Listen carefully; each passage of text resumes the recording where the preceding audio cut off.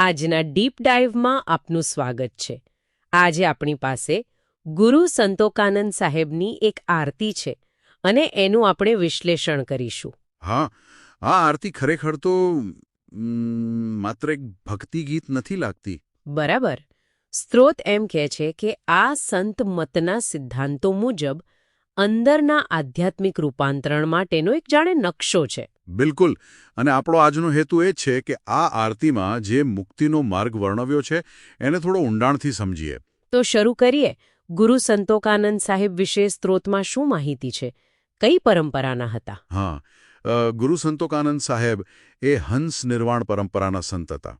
હંસ એટલે અહીં આત્મા અને નિર્વાણ એટલે મુક્તિ. ઓહ, એટલે આ પરંપરાનો મુખ્ય ધ્યેય જ આત્માની મુક્તિ. એક્ઝેક્ટલી. અને એમના આશ્રમો છે, જેમ કે બેલમપર, શેવડીવદર, ત્યાં એ આરતી ખાલી ગવાઈ નહીં પણ એક જીવન સાધના પદ્ધતિનો ભાગ છે. એટલે પ્રેક્ટિકલ એપ્લિકેશન છે આનું. હા, અને ખાસ વાત એ છે કે આ આરતી જે છે એ બાહ્ય કર્મકાંડ કરતા એટલે પૂજાપાઠ કરતા આંતરિક અભ્યાસ પર વધારે ભાર મૂકે છે, મન અને શ્વાસ પર. ચાલો તો એને જ સમજીએ. પહેલી કડી છે અખંડ આરતી સ્મરણ કરીએ, પલ પલ સાવધાન રહીએ. આ અખંડ સ્મરણ એટલે શું? સતત કંઈક યાદ કરવાનું? જુઓ, અખંડ સ્મરણ એટલે ખાલી મંત્ર બોલ્યા કરવો એમ નહીં, એનાથી ઘણું ઊંડું છે. કેવી રીતે? એટલે મનની એક સતત જાગૃતિની અવસ્થા. અખંડ પરમાત્મા પ્રત્યે અથવા જે ઇષ્ટ સ્વરૂપ હોય એના પ્રત્યે એક અવિરત ધ્યાન લગાવો. અચ્છા, અને પલ પલ સાવધાન? એ આ જાગૃતિને ટકાવી રાખવા માટેની સૂચના છે. દરેક ક્ષણે પલ પલ સાવધાન રહેવું, મનને ભટકવા ન દેવું, પોતાના લક્ષ્ય પર કેન્દ્રિત રાખવું, એમ કહી શકાય કે આ સાધનાનો પાયો છે. સમજાયું. મનની સતત જાગૃતિ. તો આ પાયા પર આગળ વધવાની રીત શું છે? બીજી કડીમાં કંઈક છે ને? શ્વાસ ઉચ્છ્વાસમાં શબ્દ બોલે, સોહમ સોહમ રટતા રહીએ. હા, આ પદ્ધતિ છે. સોહમ મંત્ર. સોહમ, એનો શ્વાસ સાથે શું સંબંધ? અને સ્ત્રોતમાં અજપાજાપ એવો શબ્દ પણ છે. બરાબર. સોહમને શ્વાસ સાથે કુદરતી રીતે જોડાયેલો માનવામાં આવે છે. જ્યારે શ્વાસ લઈએ ત્યારે સો, સહ, અને જ્યારે શ્વાસ છોડીએ ત્યારે હમ, અહમ, એવો એક સૂક્ષ્મ કુદરતી ધ્વનિ થતો હોય એવો ભાવ. એટલે આપણે બોલવાનું નથી? ના, એટલે જ અજપા જાપ, જે જાપ કરવો ન પડે, જે સહજ રીતે ચાલતો રહે. અહીંયા મુખ્ય વાત શ્વાસના આવાગમન પ્રત્યે સજાગ રહેવાની છે. શ્વાસ લેતા સોનો ભાવ, છોડતા હમનો ભાવ.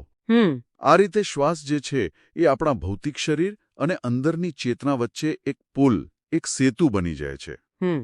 ખૂબ સુંદર અને સહજ પદ્ધતિ છે આ. વાહ, આ ખરેખર રસપ્રદ છે. તો શ્વાસ પર ધ્યાન કેન્દ્રિત કર્યું, સોહમનો ભાવ કર્યો, પછી આગળ ક્યાં જવાનું? ત્રીજી કડી કહે છે, નાભીને ત્રિકોટી સદા બોલે, નુરત સુરતમાં લક્ષ્ય લઈએ. આ ત્રિકુટી ક્યાં આવ્યું? હા, ત્રિકુટી યોગની ભાષામાં આ સ્થાન ભ્રમરની વચ્ચે, એટલે કે બંને આંખોની ભ્રમર જ્યાં મળે એની પાછળ આવેલું એક સૂક્ષ્મ કેન્દ્ર છે. આજ્ઞાચક્ર જેને કહેવાય. આજ્ઞાચક્ર. અને નુરત અને સુરત, આ શબ્દો થોડા સમજાવશો? ચોક્કસ. સુરત એટલે આપણી ચેતના, આપણું ધ્યાન, જે સામાન્ય રીતે ઇન્દ્રિયો દ્વારા બહારની દુનિયામાં જ ભટકતું હોય છે. બરાબર. અને નુરત એટલે આંતરિક દિવ્ય પ્રકાશ અથવા શુદ્ધ ચેતનાનો અંશ જે આપણી અંદર રહેલો છે. તો આ કડી એમ કહે છે કે સાધકે પોતાની ધ્યાન શક્તિ સુરત ને બહારથી પાછી ખેંચીને અંતર્મુખી કરીને પેલી ત્રિકુટી પર સ્થિર કરવાની છે. અને ત્યાં શું કરવાનું? ત્યાં એને આંતરિક પ્રકાશ નુરત સાથે જોડવાની છે. જાણે આપણી ભટકતી ચેતનાને એના મૂળ સ્ત્રોત સાથે એક પોઈન્ટ પર લાવીને જોડી દેવી.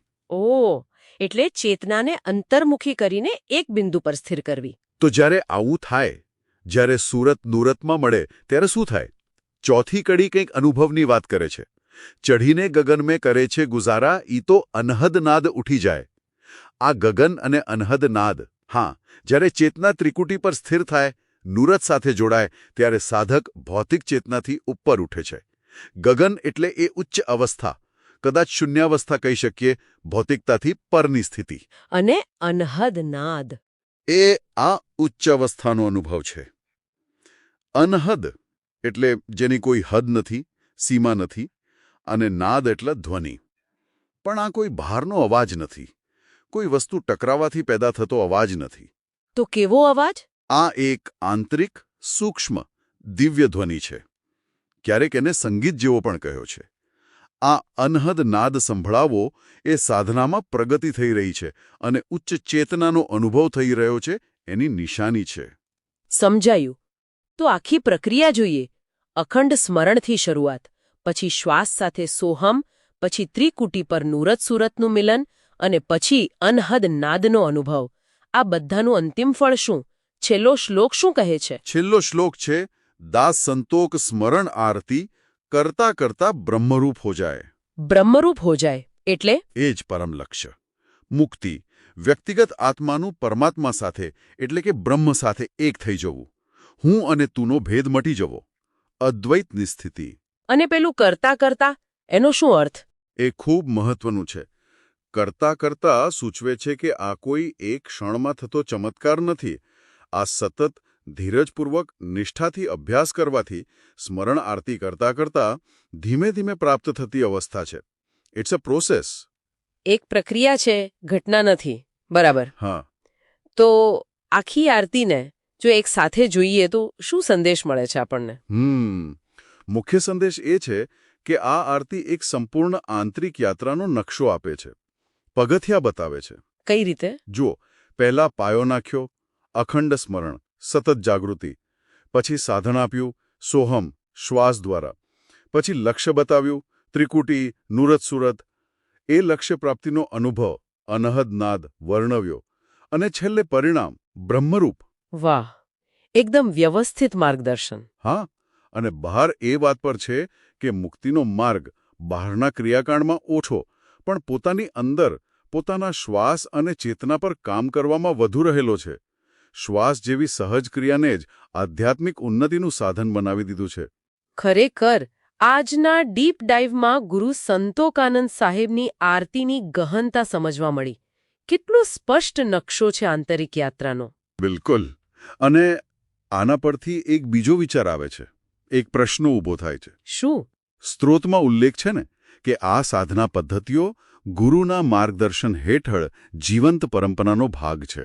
હા, બેલમપર શેવડીવદર આશ્રમોની વાત હતી. તો વિચારવા જેવું એ છે કે આવી સૂક્ષ્મ, આવી ગહન આંતરિક સાધનાઓ માટે ખાલી પુસ્તકોમાં લખેલું જ્ઞાન વાંચી લેવું પૂરતું છે કે પછી એક અનુભવી, જીવંત માર્ગદર્શક એટલે કે ગુરુનું પ્રત્યક્ષ માર્ગદર્શન કેટલું જરૂરી બની જાય. આ ખરેખર વિચારવા જેવો મુદ્દો છે. શાસ્ત્રો અને જીવંત ગુરુ વચ્ચેનો સંબંધ. હા, આ એક એવો પ્રશ્ન છે જે કદાચ દરેક સાધકે પોતાની રીતે વિચારવાનો અને અનુભવવાનો રહે.